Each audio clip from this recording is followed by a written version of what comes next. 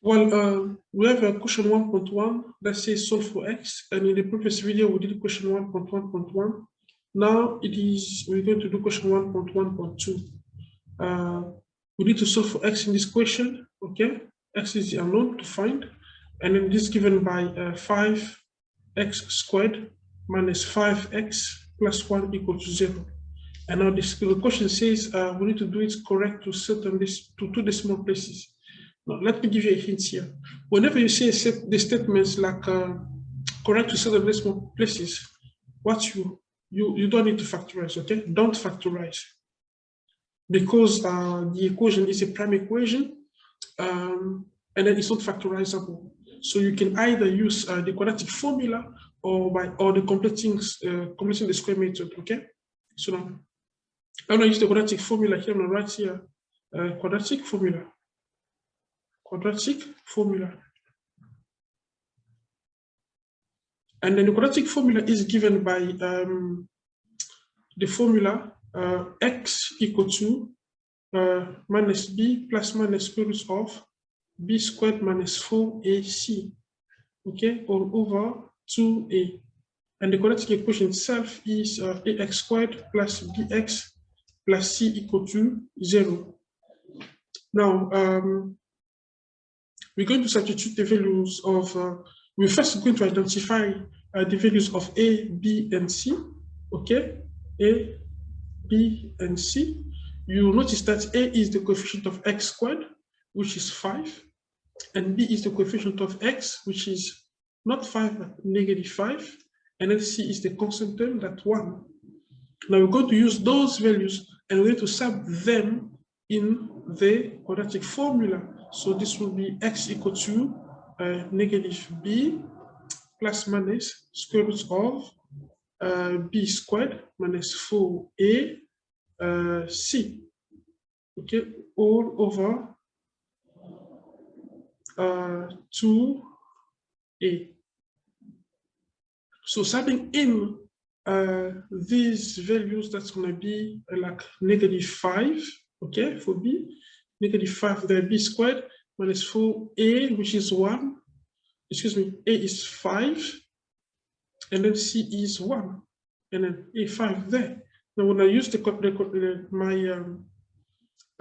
calculator to sub the values as they are, like you see, they're like minus b plus. I cannot use plus or minus, so I can use the plus first and then the minus later. Minus 5 there, b squared, minus 4a, which is 5, and then c is 1 over 2a, a is 5. Now if you press equal, okay, we got x equal to positive 5 plus minus square root of over 10, okay, square root of 5 over 10. Okay, so there are two solutions here. If you need to find the two solutions here, one with the positive is like x equal to 5 plus root 5 over 10. The other with the negative is x equal to 5 minus root 5 over 10. Now, if you need to find the solution, we can press the ST button here. Okay, if you press the ST button, we get 0.72 and all these numbers, the digits after the comma. But we're going to set to the second decimal place. We're going to look at the third decimal value. And if the third decimal value is 5 or more than 5, then we will increase the second decimal value by 1. If it's not, we're just going to stop at the second decimal place and drop all the remaining digits. Like in this case, for instance, as you can see, the third decimal value is 3. It is lesser than 5, so we stop by 0.72. We're just going to drop all these. So we can say x is equal to 0.72. Now we're going to work out also with the negative. Then you see that we change the sign minus. When we press equal, we have this part, okay? You say all x equal to, then we press the SD button on the calculator. So we have like 0.76, blah, blah, blah. Now we're gonna look at the third decimal value. In this case, it is 6. Okay, because 6 is 5 or more, it is more than 5. We will increase this 7 by 1 unit. Okay, so we're going to write here 0.27. So this is equal to 0.27. So these are the values of x.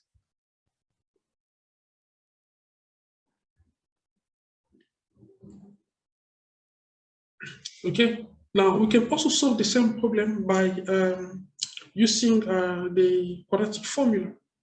Okay, let me move this.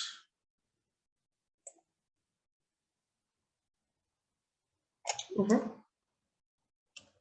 Oh, I meant not quadratic formula, but by completing the square. We can also solve this by completing the square. By completing the square. Now, to solve this by completing the square, it's when we change the c value, we express c value in terms of b over 2 all to the power of 2, and then this is possible only when a is equal to 1. Okay. Now we had like 5x squared minus 5x plus 1 equal to 0. Now we can see that first of all, a is not 1. We have 5 here. Now what to do? We're going to divide the whole equation by the coefficient of x squared. So we divide everything by 5, and by 5. Okay, then we get like x squared minus x plus 1 over 5 equal to 0. Now we can change the c value in terms of b over 2. Before we do that, so on the right, x squared minus x, we need to move the 1 over 5 to the right-hand side of the equation. So on the right here, it just makes negative 1 over 5. Now, I'm going to express c in terms of b. So c will be b over 2 to the power of 2. The value of b is now the new value of b is 1, negative 1, I mean. Then I sub negative 1. And then if we work it out, this will be equal to 1 over 4. Okay, so we are going to add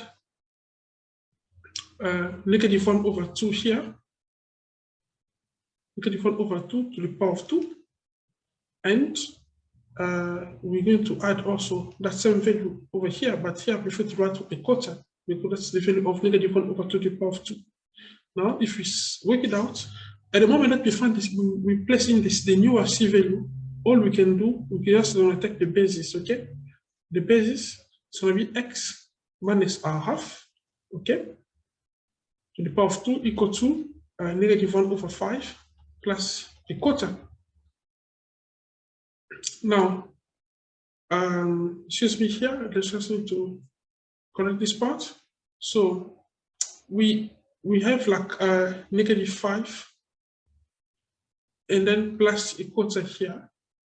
Okay, so if we cannot work out the fraction like this, we need to find the common denominator. So to find that common denominator, of 5 and 4, it is 20. So here are times by 4 to make it 20. That's by 4 there, and then there are times by 5. I can also by 5 there, and this will be x minus r half to the power of 2 equal to negative 4 over 20 plus 5 over 20.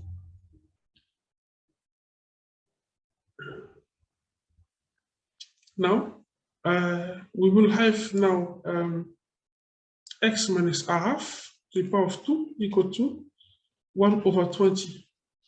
Then if we need to find x, we will divide everything by, not divide by, we're going to square root both sides by 2 because the square root will cancel the power of 2. Okay, the square root will cancel the power of 2, and then we'll be left with x minus r half equal to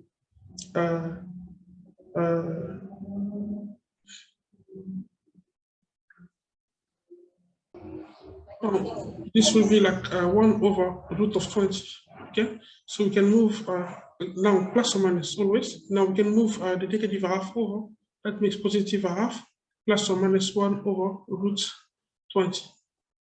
Okay, so we will then calculate this. We will get, if we substitute, if we just type this in the calculator, we'll get the same value that we get over here. The 0.72 and the 0.27. So we'll get 0.72 and, okay, or x equal to 0.27. Actually, 28 if you round to the nearest integer, okay, because this is what we got. So the amount here, we around 0.27, right? And then because the third decimal place is 6, we're going to increase this by 1 unit. That makes 0.28. Over here, we correct also 0.28. Okay, thank you. Thank you.